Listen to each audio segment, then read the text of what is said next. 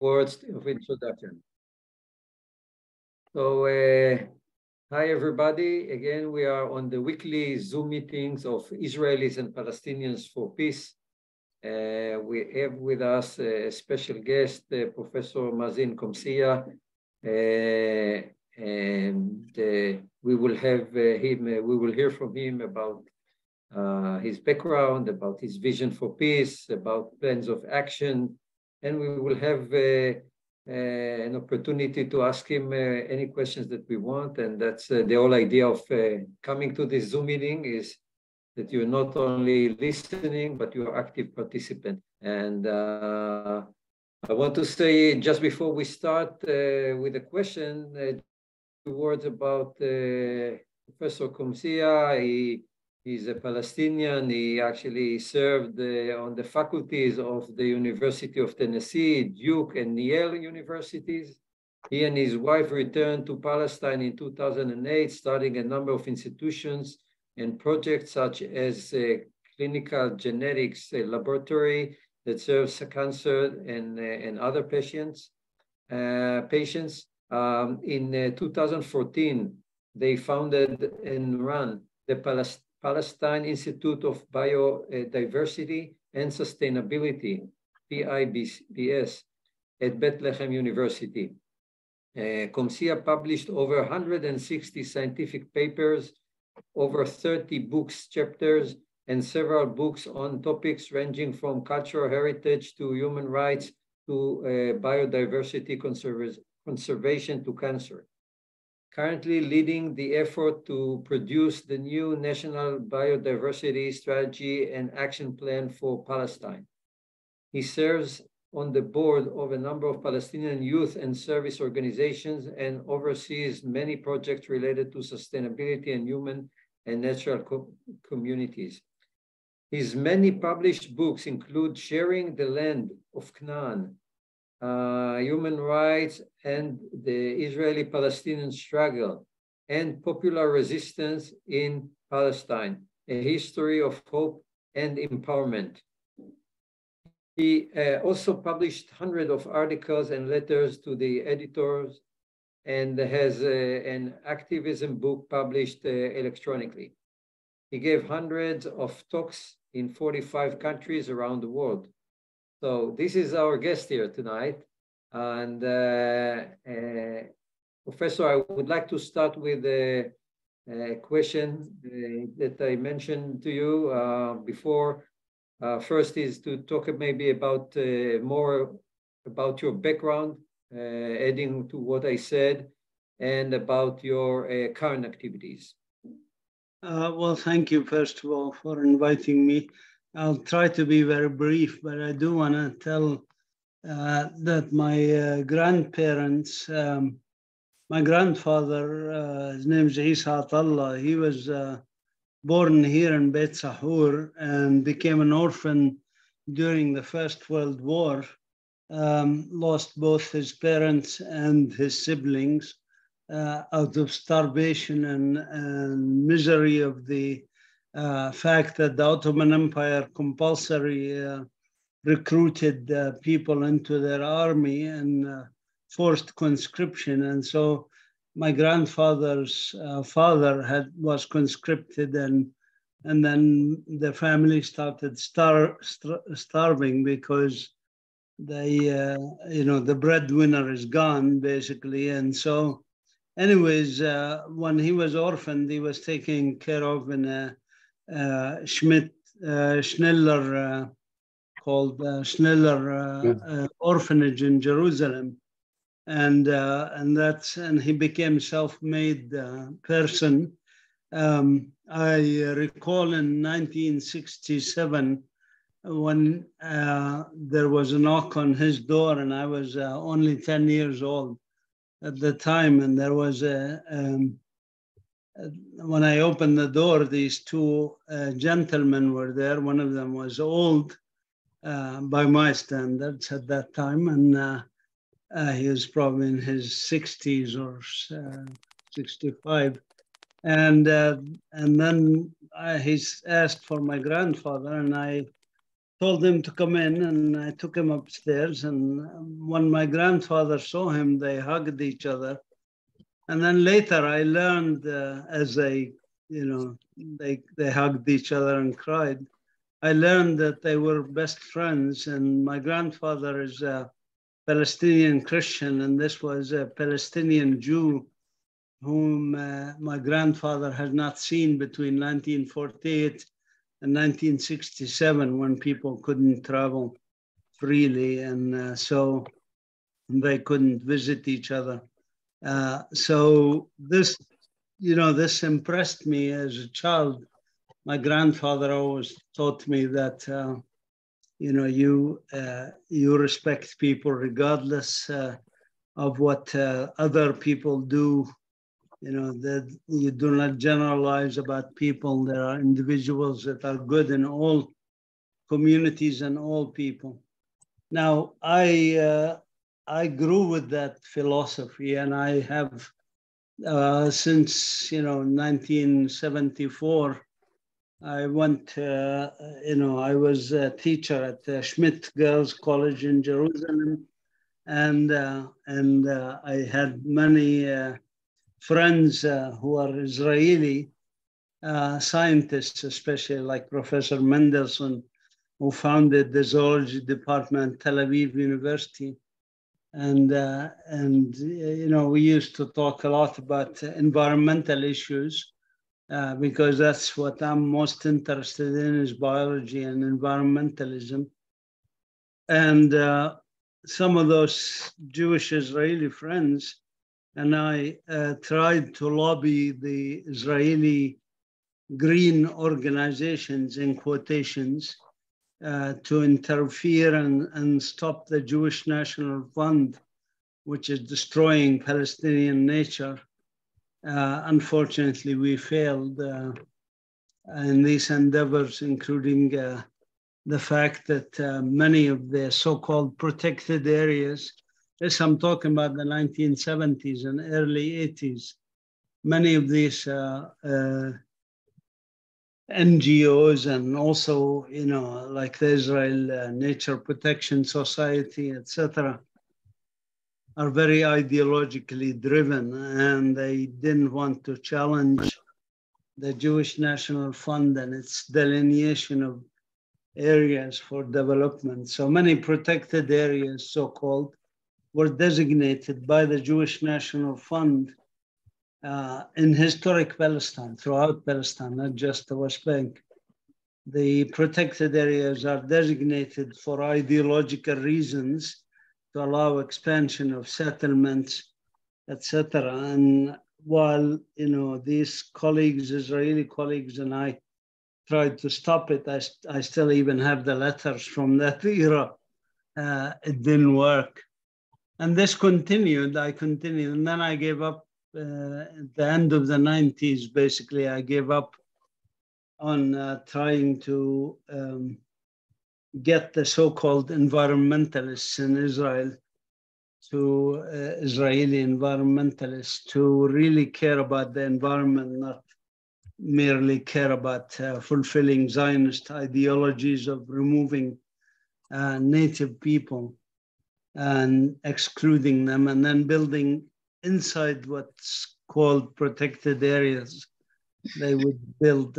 So anyways, it's I tell you this because it's a passion that drives me, that I see the country as unsustainable the way it's heading, and I hope enough people wake up to see that it's unsustainable in this direction, and that there's no win-lose situation. There's either a win-win situation or a lose-lose situation, because you cannot have one community at the expense of the other.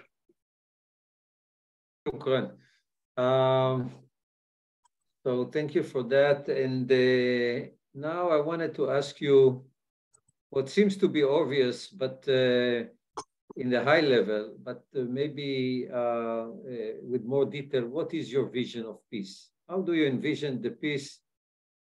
I don't know how many years from now, but in your vision. Well, I mean, our institute that my wife and I founded And we actually donated our retirement money towards building it at Bethlehem University. We have, the vision is sustainable human and natural communities. And that sounds very simple, sustainable human and natural communities. Natural communities is more easy to understand outside of the context of politics and human rights and all of this. You really have to have a sustainable nature, sustainable environment. You cannot pollute, you cannot continue this devastation in the Jordan Valley, where the Jordan River has dropped from 1,350 million cubic meters per year to 20 million cubic meters per year. It's become a stream that's even polluted, and it devastated the environment of the Jordan River. We've already lost many species, and Dead Sea is shrinking, and sinkholes are popping all around it. We cannot have this non-sustainable environment. And then as far as sustainable human communities, again, we have to have people here. Palestine has always been multi-ethnic, multicultural, multi-religious, and even multilingual. Before 1948, there were 44 languages spoken in Palestine. Now it's dominated by, of course, an ideology that that is exclusionist, and that is very well articulated by the government that was just elected in Israel and took power, which says basically the land of Israel is for Jewish sovereignty and only for Jewish people. And that's not sustainable. Even for Jews, by the way, I don't think it's sustainable because Jews are also various opinions. So there are Jews who are secular, who call for a democratic, secular state that includes all people, regardless of their religion or background. So again, my thought is what we want is sustainable human natural community, not just in Palestine, but throughout the world. And unfortunately, not just in Palestine, or if you want to call it Israel, but throughout the world, is the rich get richer, the poor get poorer, and the environment gets trashed.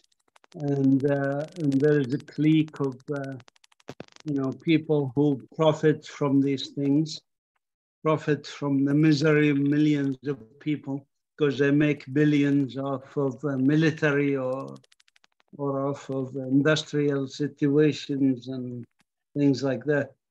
So that's kind of maybe utopian ideology that we can live together. We have lived together in the past, and that we can live together. But if you don't have this utopian vision, I'm not sure what the alternative is.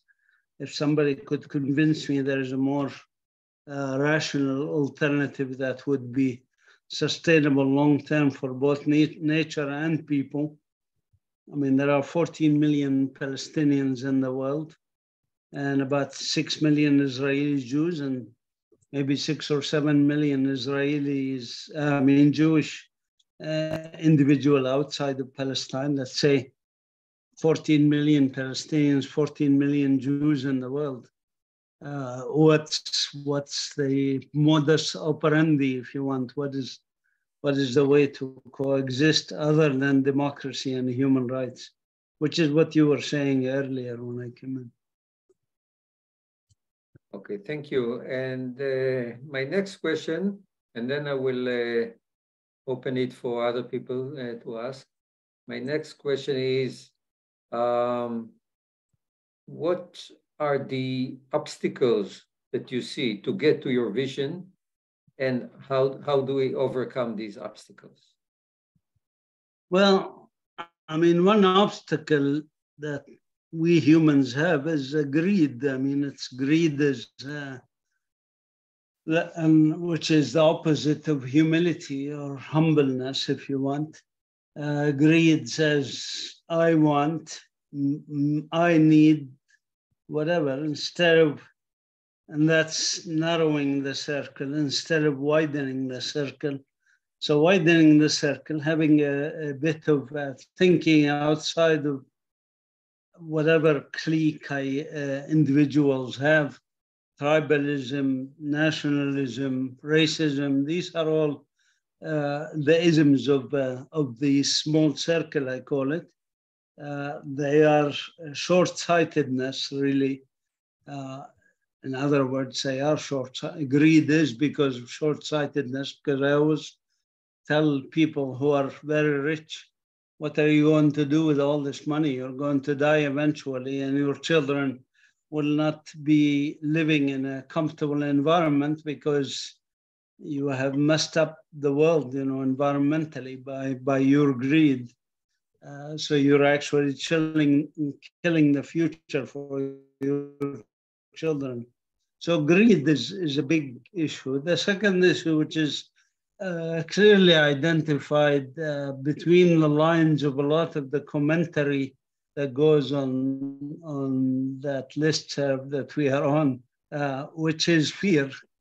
People don't express it. They kind of try to be very defensive of their, whatever I call it, the golden calf of idea. But the idea of Zionism is actually created by, or fostered, maybe not created.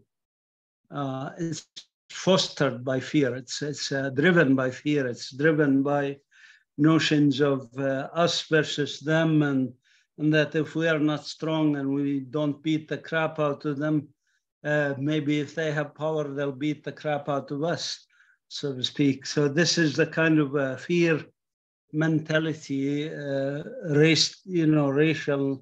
I mean, it happened everywhere in the world. You saw it with whites in South Africa. You saw it with Nazis who claimed there was this Jewish conspiracy to dominate them and oppress them and all of this stuff. I think this is a fear. Fear is one of the strongest human emotions, and it sells.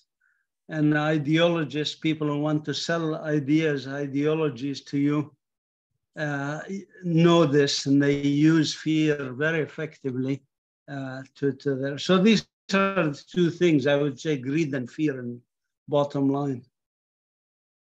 I actually agree with you. And I think that, as you said, the greed is on the, is kind of the driving force. And the fear is what those greedy people use to convince the mass people is the reason. They don't want to say we do it out of greed. They prefer to say we do it out of fear. But now one last question maybe, and then we'll let we move to Nabil, and other people are invited to raise their virtual hand. So, okay, we spoke about conceptually about, the obstacles and conceptually how we overcome them, but practically, tactically, strategically, how we do that? I wish I have a crystal ball or a magic way of doing it. To be honest, I think the best way is, as I said, widening the circle gradually. So, that's why, for example, we started this institute, which has international and local volunteers, including Israelis, who come to the institute, and they realize that we can live together, we can work for the environment together, we can plant. We have a community garden, for example, so we plant vegetables, we plant trees, we work together. It's a small circle locally that's physical circle, if you want. There is the widening the circle through the internet. I mean, I was pleasantly surprised how much we can reach.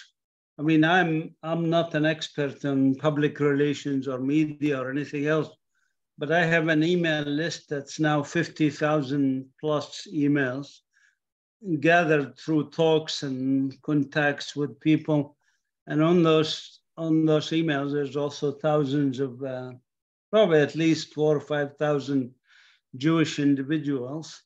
You know, and not all of them share my views, of course.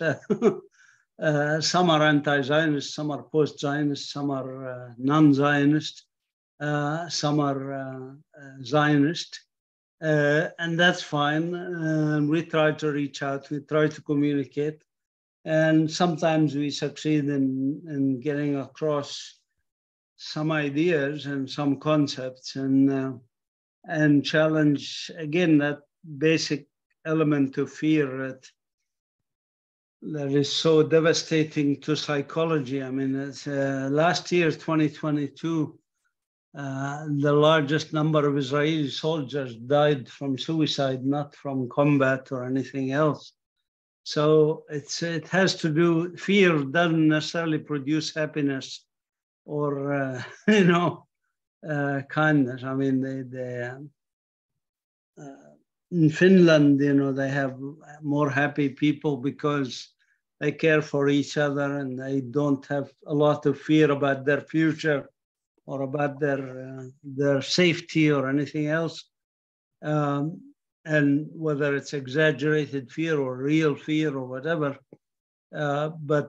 So it is not a way to live here. And so I think you widen the circle and you communicate with people like I'm doing now with you all. And I'd love to hear your views. And we can exchange and we can say yes, no, maybe something sparks another thought process that can change the ideas. And I'm in my 20s, I used to think that it's important to have countries or states. In my 30s, I abandoned that idea, and I'm no longer believe that concepts of nation states serve the 21st century, and that they will be abolished one way or the other, I think. Wow. So, okay, I will not ask more. I will let Warda and Nabil go next. Who's next, me or Warda? Go ahead, Nabil. Okay. First of all, Mazin, thank you so much. Shukran كتير. And I tried to reach out to you a few times. I read your articles and very insightful. I want to go back. I want to kind of maybe tag on a little bit more to what he was saying, and maybe my statement might be in by itself a question. So first of all, I'm Lebanese. I do not have a direct horse in the race, but as a human, from human perspective, I have many horses in that race. I cannot dictate. I cannot say what the Palestinians and the Israelis will come to, because, like I said, I'm not. Excuse me. I'm not on the ground. So whatever they agree to, 1 state, 2 states, 3 states, 10 states, federals, it doesn't matter as long as they solve it, right? We're just here to kind of like, you know, support in whatever capacity. But I want to say something here that might not be, you guys might not agree with me, but I'm going to say it.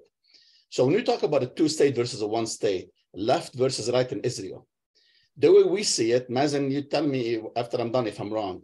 When you talk about a 2-state, and even the ones that are really, really, really mean well, they want a 2-state, to us, it's still a racist statement. Because what that tells us, we love you enough, but we don't want you with us. You have your own state, right? So yes, we agree with you, you're great, whatever, kumbaya, but not with us. Go in your own state. That is the thing that we see. Whereas the right tells us right up front, we hate you, we can't stand you, wish you disappeared and go away. So in either case, we still see it as racist in either case. Now, to go back to the 1-state versus the 2-state, it is already a 1-state right now. It's been a 1-state since 1948. It's been a 1-state, well, actually 67. It's been a 1-state. There's never been a 2-state solution. So there is no way of scrambling the eggs, because it's been scrambled, eaten, and whatever, discarded. There is no way to undo that. Now, let me see. I'm going to have a note in here. Yeah, this is the most important thing I want to say. When we talk about we cannot live together, we are living together right now. 1948, there is how many? 2 million Palestinians that live in Israel. I don't think they're killing the Jews, right? I mean, unless you guys can tell me otherwise. South Africa, from 1632 till 1990, they lived together afterwards. They're not killing each other. New Zealand, Australia, United States. I mean, I can go on and on, right? So this whole idea of we cannot live together, we need two states, is a fallacy. It is fear. It is unfounded. It is whatever you want to call it. In 1967, when Israel occupied the West Bank, violence did not start right away until the Intifada of after Oslo. So that's 1967 to 1993. The Palestinians were not killing Jews in the West Bank or even though there were settlements. I mean, meaning an open war. So this is where I want to go back to the one-state solution. My opinion, one state, one person, one vote, done. Anything else is still racism. Thank you, Nabil. Wada. First, thank you, Nabil, for your opinion. I agree with you. I agree with you because in the end, I think we will have a country for both people together and live together as always. But as a start, I think after this 70 or maybe 100 years, maybe we need some reconciliation time or some, how to say that, to cold all, you know, to make all the feelings more calm, more cold, to practice the partnership in a different way, and to practice the partnership in different areas. So I believe that if it starts with independent countries, it gives also the Palestinians the time to prove themselves as patrons, not just go inside or under the wings of Israel, because Israel is the powerful now, and having people who were suppressed by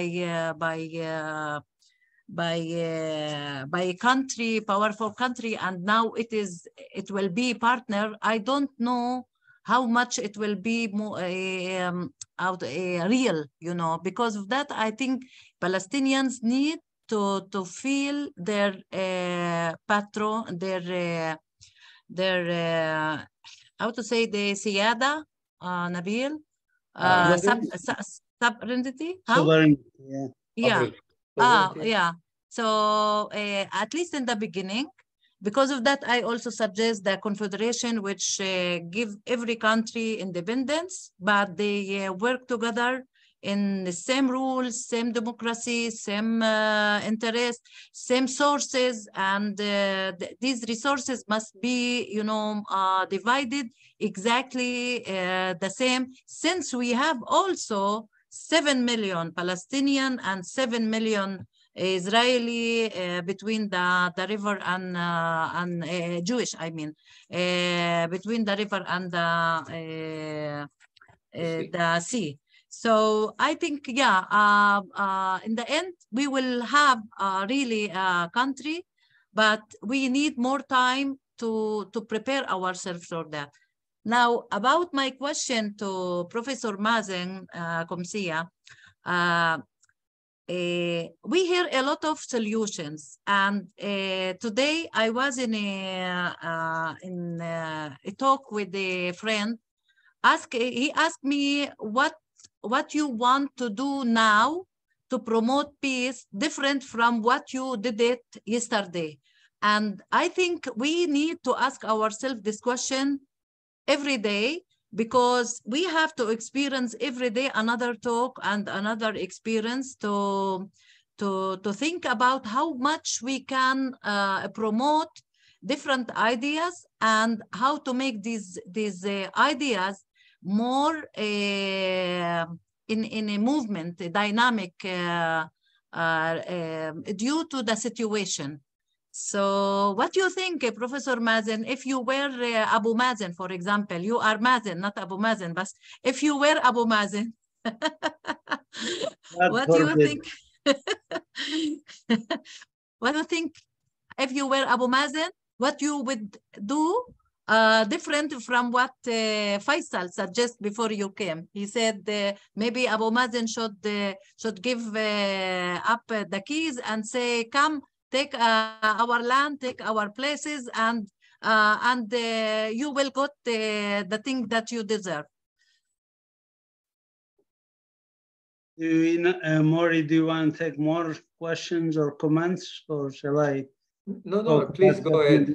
Please go ahead. We want to do it interactive like that. So yeah, please. So yeah, because I see a lot of hands raised, and I would like to hear from them also. Maybe take a couple more, two more. Your choice. Okay. So Moshe, please go ahead. Thank you. Shukran.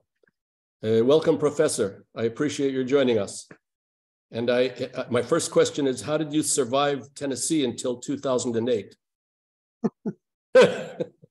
I'm sorry, that was a joke about anyone who knows about Tennessee, but never mind, it was just a joke. I have family in Tennessee, so I am allowed to ask. Okay, first I wanted to know, have you made any contact with or worked with the Arava Institute of Ecological Studies? Because I know that they have programs that cross borders and peoples, and they do wonderful work. My daughter studied there many years ago. Are you familiar with them, and have you worked with them is the first question. Yeah. Keep going. Okay. Okay. You want to get one All right. more? I want to relate to what Nabil said, and that is that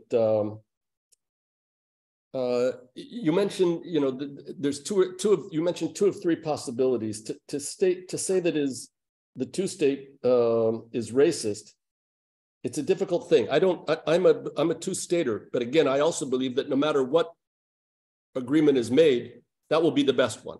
If we can, whatever we can make to come together and to bring a just end to the conflict is the most important thing we can do. But there is no racism in my two-state solution. And my reason for ending, my reason for having a two-state solution is to move away from racism, and not for my own interest, because I don't want to be with Palestinians, but rather I don't want to be the reason for the Palestinians either doing anything or not doing anything. I want the Palestinians beyond the green line to be able to do what they want to do. It's not up to Israel, and it shouldn't have to do with Israel. And in my opinion, not the way it was done with Gaza, but in a proper way, we must leave the occupied territories. If we could do it in an agreement, that would be wonderful. But no matter what, for Israel, for the Israeli moral values, and for maintaining some sort of moral high ground, at least looking forward, we have to leave. And in that way, I believe that through two states, I would be very happy to move to a one-state solution. And like you said, I would be even happier when we have a no-state solution. And that's a little kumbaya, too distant. I would love it to happen, but I think that we have to separate from the Palestinians and let them deal with what they want. And here's our phone number. If you need our help, we'll be willing to help. If you don't need our help, the Americans, call them, or call the British, or call anybody else that you want to help, the Saudis, it doesn't matter. We want you to be able to feel good where you're living, feel free where you're living, feel like it is yours, and really start to make progress toward a better future for Palestinians. That will also become a better situation for Israelis. Don't call the British. We'll only screw it up. I'm sorry. Okay, you'll correct me on that. Moshe, yes. Enough? 30 seconds? 30 seconds, okay. Speaking back to when Faisal was speaking, it was talking about how we've not destroyed the houses of Jewish terrorists. And that means that it's not fair to just go and destroy houses of others.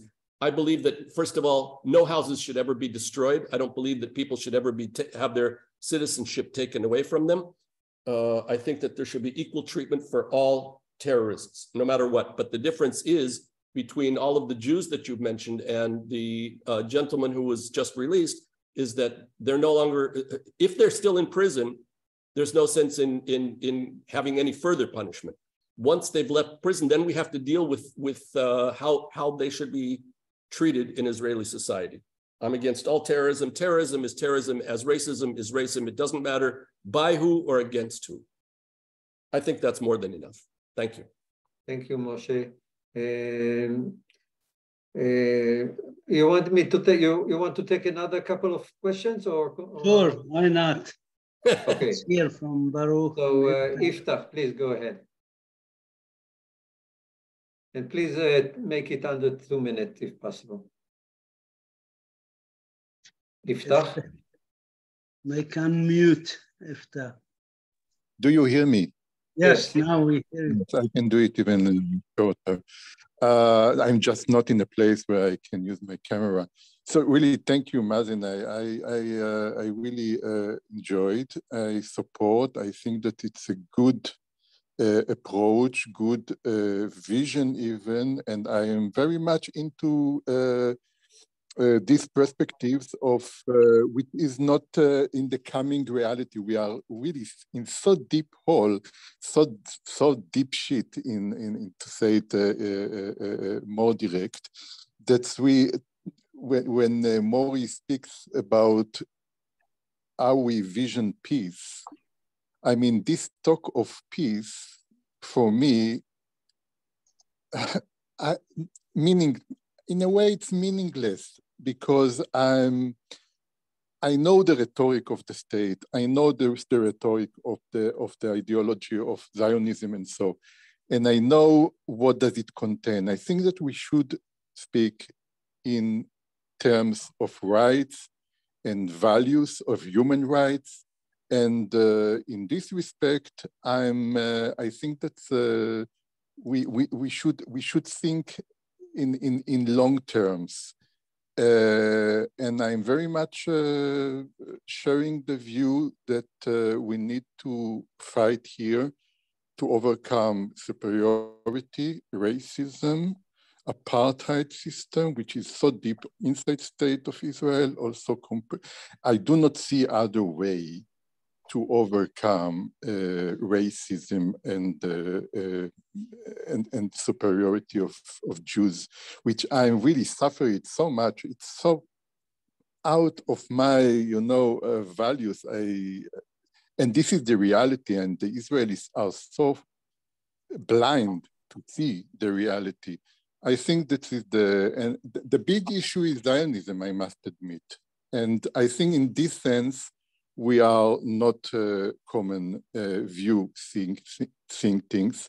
And I think that this is what blocks us. The only way to overcome and to come to a kind of vision or any kind of otherness, to think this place differently, is to think integrative, inclusive democracy from the sea to the river. And this is the reality is there already. We just need to we need to think in this perspective. Otherwise, we are attempt to block ourselves. This is my view. Thank you. Thank you. Thank you, Iftach. Baruch, you're next. And again, I put a timer on my watch, on my face. Okay, I'll be quick. Take a look at it. Be quick.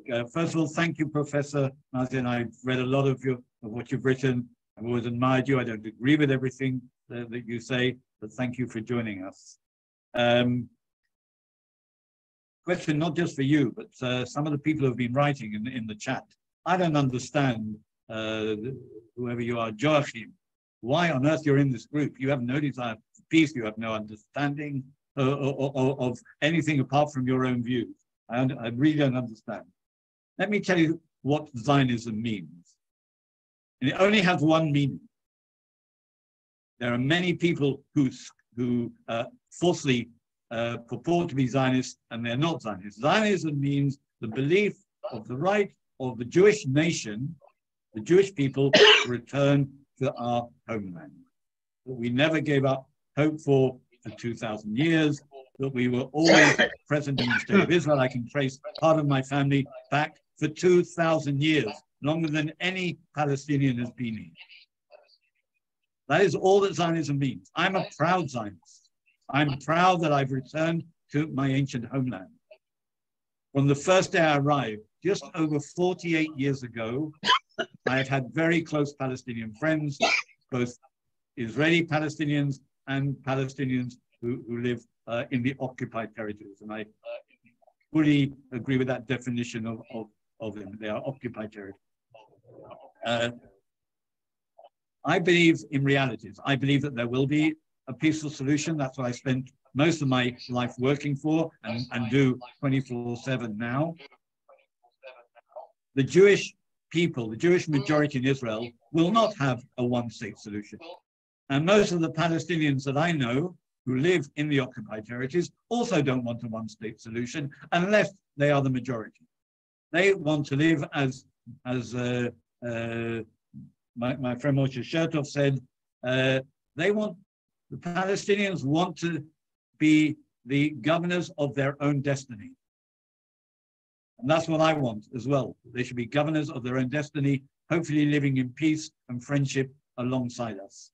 Thank you. I know you don't totally agree with that. My wife agrees with you, Professor Mazin. She would like to see and believes in a utopian one-state society where we all live happily ever after. I don't believe in fairy tales. I believe in reality, and we can work towards that reality. My wife's disagreeing with me at the moment. Thank you, Baruch. Don't talk about this issue with her. Hi, Vasily, you're next. Hi, thank you very much, Maury. Thank you, Professor, for information shared. I would start off, I guess, where Baruch ended to say, I think today we global citizens. You know, there's a movement of people. People are interconnected globally more than ever. So I definitely do share the professor's view that we will be more united in the context of the nation states. I also was very inspired by the story of the grandfather and the impact that can have on someone. I'm a big believer of bringing people together, because this is where the magic really happens, and especially if you bring diverse people with these lasting memories. And then the last point, the fear. I think fear, as a brief example, when refugees came to Europe in 2015, the propaganda from 2001 that Muslims are jihadists, the whole Europe was fearful of that all the people coming seeking asylum were jihadists. You know, so and a lot of this is misinformation through media, and some people amplify it for reasons that the professor had mentioned, but I don't want to go into that detail. But I do want to say that bringing Israelis and Palestinians into contact more often is a critical point. And I really do want to say already Palestinians are going into Israel working. Everyone's aware of this. How can we amplify that and make the process a lot simpler and a lot easier so that people can connect? Also, you know, some Israeli friends that I mentioned, that I said they must come into Palestine, they were like, there's no ways. They even showed me the sign that says you go there at own risk, and it's a high risk, your life, you lose your life. It's all misinformation. And I think it's critically important to really start building bridges where we bring people into contact with one another. And in conclusion, I just want to say that today is the 111 years. Oh, so Vasily froze on us. We'll come back to him later. Mazin, you want to take another person, or you want to relate to? You're muted. I'm sorry. I put you on mute because there was some noise before. Okay. Yeah, sorry. So yeah, there's 4 or 5 different points of views and comments which I'd like to address. I mean, we cannot dance around the issue. When Herzl made the first Zionist Congress in 1897, World Zionist Congress, they had an agenda on their mind, and it was very clear. And it is not just about the return It was about political empowerment, and it was about basically Jews having the power in this country. And this was reiterated in the Zionist Congress in Jerusalem in 1966. So the Zionist agenda, I think, is very clear. It's about Jewish sovereignty and Jewish power and Jewish control of the polity, basically. The few marginal Zionists who were not in favor of this included people like Martin Buber and Judas Magnus and others who believed in things like political Zionism or cultural Zionism. But these ideas kind of were marginal to the main idea, and they were basically swept under the carpet as political Zionism became the dominant idea in 1897 and beyond.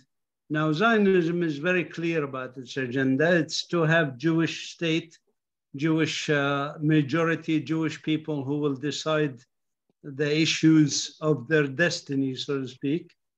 For right or wrong, some of you may agree with this, some of you may disagree with it, obviously.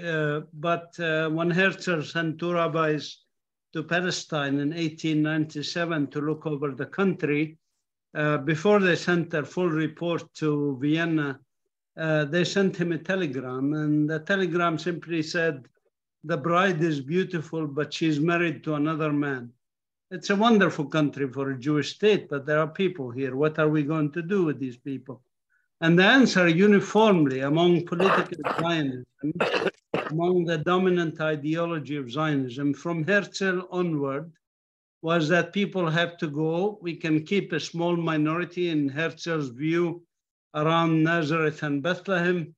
And others' view in Ben Gurion was that there are areas that have to be removed, etc. Now, the concept of two states, since there was a question about it, the two-state concept was actually articulated by the brilliant politician Ben Gurion, who spoke about splitting the country between us and the Arabs, so to speak. And the reason he did this, when he was questioned in private about it, not in public. In public, he said, we are for two states. He gave an explanation, both in his diaries and also in letters to his son. He said very clearly that, look at the United States. They started on the East Coast. They made treaties with the natives, the Indians, as they called them. And eventually they keep expanding. So we will expand to the rest of the country with or without the consent of the Arabs, basically. That's his views. And this is very well documented. And just about every leading Zionist had the same thought and the same idea.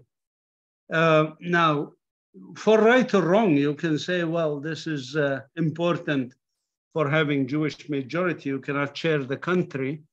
But the Palestinians have always been willing to share the country. That's a point I would like to make, is that we have, as I said, my grandfather's friend in school was Jewish. We live together and we can live together, and we have never argued for, except for some marginal movements that really harbor a very tiny minority of Palestinians that believe that this is whatever, a Muslim country or whatever, or it has to be all Muslim or Muslim Sharia or anything else. I think the vast majority of Palestinians, and the data prove this, I can send you statistics on this, are for basically living together, Jews, Christian, Muslim, Baha'i, Druze, etc. Now, there's a conflict between those two ideologies. So for people like Baruch or Warda, who support the two-state, fine with me, you support peace based on two states, but you have to articulate whether this means respect for human rights or not. If it means respect for human rights, I will be the first one to sign off on these quote unquote two-state arrangements. For example, the most important human rights for us Palestinians is the right of refugees to return. So is Baruch, for example, willing to allow Palestinian refugees from Lebanon, Syria, and Jordan who choose to return to their homes and lands, as is guaranteed by international law and by every decent logic of mind, that they were removed from their land. They have a right to return to their lands. If you support such a thing, then I'm fine with two states. But as many Zionists respond to this and argue with this, what's the point of this? If I'm going to live with non-Jews and be in a democratic secular state, I might as well go live in Germany or in any other European country. I want to live in a country where I am, and we even heard it actually expressed in the language, where I determine my own destiny, so to speak, which means meaning I as a Jew, and have this Jewishness of the state that is protected. And this is not far from the ideologies of Ben Gvir and Smotrich, who are also, I don't think they're irrational human beings. Please don't talk to me about me in the same breath as Ben Gvir and Smotrich, who's Ben Gvir has said I'm a traitor to the state. Well, he said if it to you my allowed face. me to finish the sentence, I was going to say this. I was going to say that the emphasis and the extent of going that direction, of course, is different for different people. But in a sense, the idea that, I mean, let me put it this way. If you look at the government I was looking just this morning, actually, at the Israeli Foreign Ministry website. And in the Israeli Foreign Ministry website, you go in there under maps and you can see a lot of explanatory maps. For example, why Israel cannot withdraw from the West Bank, because it says we need it for security, because look at Kalkilia is only 9 miles from the sea. So you cannot have a country that's 9 miles wide at one place. So how are you going to have sovereignty for Palestinians in the West Bank? In my view, there's some logic to this. There's some logic to the idea that how are you going to take a very tiny, small country and split it into two states while respecting human rights?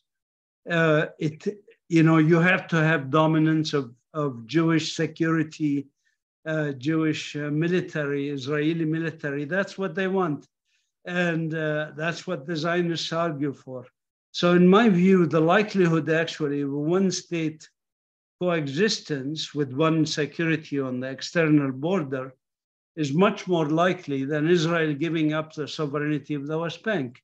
I wrote a whole book about this, Baruch, if you want to read about why the two-state solution is not a solution, but an illusion or a delusion, because it contradicts the whole concepts of Zionism to actually give the natives sovereignty, unless they do it in an interim solution to guarantee, as I said, some sort of level of safety temporarily. That's why the Oslo Accords were primarily about security, not about giving sovereignty. There is not one word about human rights or about sovereignty in the Oslo Accords. There's not one word about international law. These are not found in the Oslo Accords or in the Accords with the Jordanians or with the Egyptians.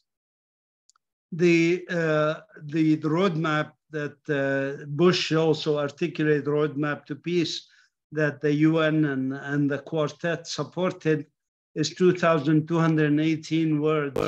It's missing 4 key words, which are human rights and international law. They're not anywhere to be found there. And I think this is intentional, that it's not possible to really develop a modus where you actually divide the country between an ideology that is fixed on Jewish power, Jewish sovereignty, and an ideology of natives that says we want to live in our countries and we want to be treated equal. We don't care, if the form of government, capitalist, socialist, whatever. Different individuals have different views, but for Palestinians, the natives, it's not about a flag or a nation. I'm sorry, but the PLO under the leadership of Yasser Arafat did a disservice to the Palestinian cause by advocating nationalism and Palestinian independence, so to speak, because this is impossible in such a situation. And the reason for that is also related to history. In history, colonial, anti-colonial struggles have one of three possible outcomes. Either genocide of the natives, as happened in the US and Australia, or basically what happened in Algeria, where 1 million French packed their bags and went to Europe. I don't say back to Europe because some of them were 6, 7, or 8 generations in Algeria. Some of them have never seen France in their lives. And this was very bloody at the cost of some 3 million Algerian lives and 150,000 French lives.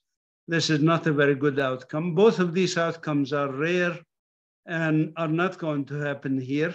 The third outcome, the most common outcome of colonial, anti-colonial struggles, is what happened in the rest of the world, 160 countries by my count, including most of Europe, including all of Latin America, Central America, Caribbean islands, Mexico, Canada, Southeast Asia, Philippines, Malaysia, Indonesia, Taiwan, where my wife is from, were descendants of the colonizers and descendants of the colonized live together. My wife is descendant actually of the people who colonized Taiwan, not the native Taiwanese. So this is the most common outcome. It will happen. What my fear is, by the way, is that Israel and Zionism has managed to find a fourth alternative, which is a fourth alternative that is sort of a modified South Africa version of Bantustans, but that is a continuous and endless conflict that is manageable, so to speak, manageable in the sense that with checkpoints and walls and everything else, lack of movement for the native people, while the Israelis live in freedom of movement and develop their economy and high-tech industries and everything, it might work. I don't know. I mean, I'm not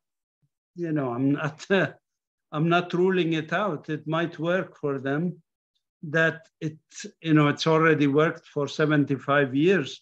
It could work for another 50 years. But my argument is that that's not sustainable for the environment also. And I wish we talk a little bit about the environment more.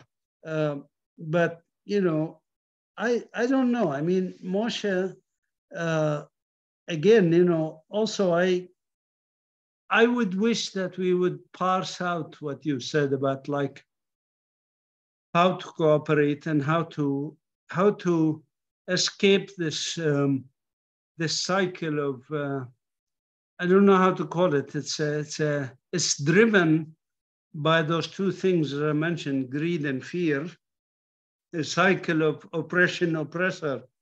And clearly, I don't know how many of you agree with me, but clearly, with the 7 or 8 million of us refugees or displaced people, and the rest living in Bantustans and ghettos like me, cannot even get to Jerusalem, where I used to be a high school teacher, simply because my family is Christian. This is to me is not sustainable and not just. And there is an oppressor and an oppressed. And we humans, regardless of our religion, whether Jews, Christians, or Muslims, should always stick with the underdog and help the weak, help the oppressed. At least I don't want the balance to be like this, but at least not this far, bring it up, empower the local Palestinians, and bring this ego of the Israeli government down a notch at least, so that there is at least that possibility of connectivity, connections. And if there's no possibility of connection except as an oppressor oppressed, how can we talk if the boot of the soldier is actually literally on my neck one time? How could that be inducive for dialogue? So this brings me up to the Arava Institute that Moshe mentioned. The Arava institution, there are good Israelis that have good intentions, but they work in a system. The system the system is structured against good-intentioned Israeli Jews, and it does not allow them to really do what they want to do, which is to stand in joint struggle, not in solidarity. I hate the word solidarity. In joint struggle with the Palestinians and Israelis, Jews, Christians, Muslim, joint struggle for what? For human rights. If the Arava Institute individuals that are there, they are varied, of course. Some of them are Zionist, some of them are post-Zionist, like, others that, Abraham Berg is a post-Zionist, by the way, that's different than anti-Zionist. They have variations in their attitudes, but the institute they work for is an institute that at its core is a Zionist institute. And it does not really take positions of human rights. If it does, if an institute, Israeli institute, takes positions of human rights like Zochrot does, like the Israeli Committee Against Home Demolitions, like Rabbis for Human Rights, like Combatants for Peace even, they take a principled position for human rights, then I'm willing to work for that with them. Professor Mazin, there's a new definition in addition to anti-Zionist, post-Zionist, and Zionist. There's now re-Zionist, which means I've redefined my Zionism. My Zionism does not include either occupation or all of the rest that is bad in what is anyway. That's a new one. Good luck with. I mean, that's fine. Again, that's up to you and up to the rest of the audience to decide how they define their ideologies and their identity and all of this stuff. I mean, I read, for example, what Abraham Berg wrote in his book and why he says we have to move beyond Zionism. This is his word. Beyond the original Zionism of Ben Gurion and Herzl. He didn't say moving beyond Zionism. He said we have to redefine our Zionism. We have to move beyond their Zionism, which includes human beyond rights. the original ideas of Zionism as in Herzl and Ben Gurion. And that's fine. His father signed the Declaration of Independence. I mean, maybe Moshe and the others can start a movement, call it humanistic Zionism or whatever. And I'm willing to support you if you start such a movement. You will have an uphill struggle, by the way. But I'm willing to buy into that if you articulate it. Write a book of how. I mean, I think some people are trying. There is a guy at Baylor University, Mark Ellis, who I recommend you read his book because he's almost in that point that you discuss.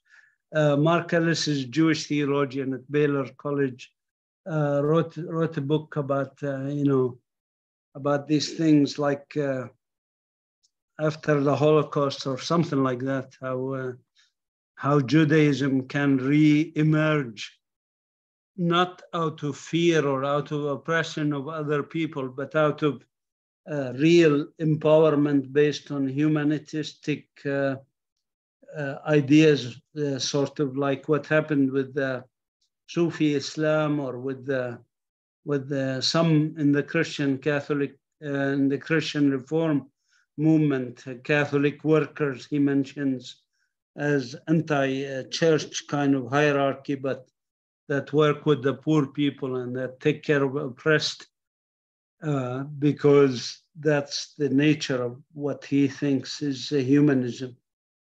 Thank you. Just keeping us aware of the time, it's 8:45 here in Palestine, Israel, and we want to end this session in 15 minutes. Joachim has been waiting, and I asked him to switch from the chat to talk here because he's been very active on the chat, but I prefer that the discussion will be here. And Joachim, please try to keep your session for 3 minutes or up to 4 minutes, let's say. And we'll end then again with Mazin to end the session. Can you hear me? Yes. I'm having a little problem with Zoom. Yes. Okay. My video stopped working. So I am not political. My family have been leaders of the Zionist movement since the second Aliyah, but I have no interest in it. I am only interested in law. And the law is clear. The Zionist movement committed genocide planned genocide starting in December 1947, and it has not ended until Palestinians return to their homes, properties, villages, and country. That's it. And the international community decided that the ban on genocide, which took place in December 1946, is jus cogens. It's peremptory international legal norm. It cannot be derogated. Palestinians cannot negotiate the point, nor can Zionist colonial settlers. They have to return. If otherwise, the Zionist state vitiates the international anti-genocide legal regime and undermines international law, because you cannot have a state that's created after the ban on genocide by genocide. It's just no way. And by the way, I don't work in international law. I work in the US federal courts. In US law, genocide is a federal capital crime, and material support to terrorists, which includes people that perpetrate genocide, is a serious, heinous federal crime. When Zionists try to encourage American Jews to emigrate to the state of Israel, it is a US federal crime, because delivering yourself to continue an ongoing genocide is itself terrorism, according to the US Federal Criminal Code. I don't care about politics. We have to deal with this. The US DOJ cannot give millions of Americans license to violate serious federal crimes without tearing the heart out of the US legal system. And that's it. It has nothing to do with politics. In truth, we've even argued that point in federal appellate court, and they agree with us that genocide is a matter of black letter US criminal law. And if you aid genocide and you are under US jurisdiction, you should be arrested and tried for that crime. And that's it. There's nothing else to say about it. And I find more and more people in the legal profession are agreeing with this point. And that's it. This is not a political question. This is a legal question in the US federal courts and in international law. Okay, thank you. I would like to go back to Mazin for, I will put you on mute, please. For final discussion, and I wanted you to get your opinion about the various alternatives that are out there, other than one state and two states. A lot of discussion lately about federation and confederation, and I think the advantage of these these alternatives or solutions is that on one hand they allow the benefit of self-determination, and not only self-determination for the whole Palestinian people, but to subgroups of the Palestinian people, because as we know, there is quite different identities to, people in Jenin and people in Hebron and people in Nablus, etc. And the same within Israel, actually. There are a lot of different identities. You can call them different tribes, even the Orthodox Jews and the Zionist religious and the secular Tel Aviv type of tribe, etc., etc. So what do you think about this idea as a solution? Well, I think, one thing I don't like is when people speak about Israelis and Palestinians as if we are two tribes, that or like baboons that ought to fight each other.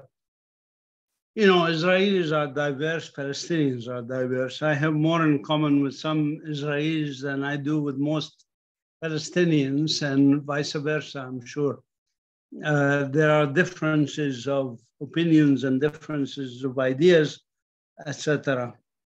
My concern for trends in colonialism is that they trend towards more right-wing. I could actually show you articles I've written where I predicted, and I even mentioned Ben-Gvir by name in one article I wrote about 10 years ago, that these people who are marginalized, the Kahanists, if you want, or whatever, will become the mainstream, and this will happen. I mentioned one time that also, this was a few years ago, I said if Ben-Gurion was born again now and runs on the same platform that he had before, or his ideas of before, he would be like a Meretz, barely registering in the voter system in Israel. This is expected and happened in South Africa also over the 140 years of Afrikaner rule, that they become more and more right-wing, and then they instituted the most radical apartheid laws only in 1948, ironically. But anyways, you expect the trends, you understand the trends. My thought is that, again, wishful thinking is not going to get me there or get you there. What will help us, I think, is to be principled, first of all, and be at peace among ourselves. In my own mind, I have to be at peace. If I claim that I want peace for the Palestinians, I cannot say, well, I want peace for the Palestinians, but no, they cannot go back to Lifta or Deir Yassin or the villages that were destroyed, simply because that would upset the demographic balance of the state of Israel. I think I have to be at peace with my own attitude towards human rights and be consistent about it. And once I do that, I feel more at peace of mind, and peace of mind is the first step to peace of society. And I think, if we look at ourselves in the mirror and say, I'm comfortable with what I'm doing, I'm comfortable in joint struggle with Israelis and Palestinians and others for equal human rights, for justice, and that no matter who is, quote unquote, on the other side, I assure you, I, as a Palestinian, if there's I work where I am against the government that's in power. When I was in the US, I worked against the US government, okay? Even though I'm a US citizen, I worked against the US government because I was living in the US. It's my responsibility to make it a better country. So it's my responsibility to challenge them, including on their invasion of Iraq and all of these things. It is not an issue of I'm an American, so I have to stand up with America, The same thing here. I mean, I was challenged by the Palestinian Authority, for example, and I challenged the Palestinian Authority, and they questioned me and they harassed me. And so I'm not loved by either the American government, the Palestinian government, the Israeli government, the Jordanian government. So far, at least 4 governments don't like me. And that's fine. I must be doing something right to deserve this. But I'm comfortable in my own skin. And I urge people to just be comfortable in their own skin. Once you are doing that, you don't feel anger, by the way. I don't feel angry. I'm not angry even at the soldier put his knee in my chest and cracked the rib. You know, I'm not angry about that. I feel sorry for him. I feel that he's like, like some of my one relative who was alcohol and drug addict, eventually died from this. I feel sorry for them. I feel sorry for their mental colonization. I wrote a chapter about mental colonization. If any of you are interested, by the way, I put my email in the chat. You can email me and I'll send you that chapter on mental colonization, because it's more important than the physical colonization. And mental colonization infects Palestinians and Israelis, oppressed and oppressor. And if we liberate our minds, then the rest of it is not so difficult. Especially, Joaquin, I mean, I may disagree with some of your terminology and stuff, but assume that you are right, that there's genocide ongoing. I think the Zionist movement came as a colonial power a bit too late to commit genocide and get away with it like in Australia or the US did. I think they tried to just solve the problem by just excluding the native people and kicking them to nearby countries, most of them. Yes, 100,000 Palestinians were killed, but I'm not a legal expert to know about genocide definitions. But it is important, even if one assumes such horrors are exactly as you describe them. What are we going to do about it physically on the ground here in Palestinian areas? What am I supposed to do? Hamas thinks it's justified. Somebody attacks you, kicks you out of your home. Most of Hamas people are refugees from 1948 areas, and they think it's justified to use guns to shoot at whatever, or blow up Israelis for that matter, because they are colonizers. And international law says, okay, they have a right to resist, but what about me and you? What can we do? What should we do? And I choose a method of resistance that I think actually works.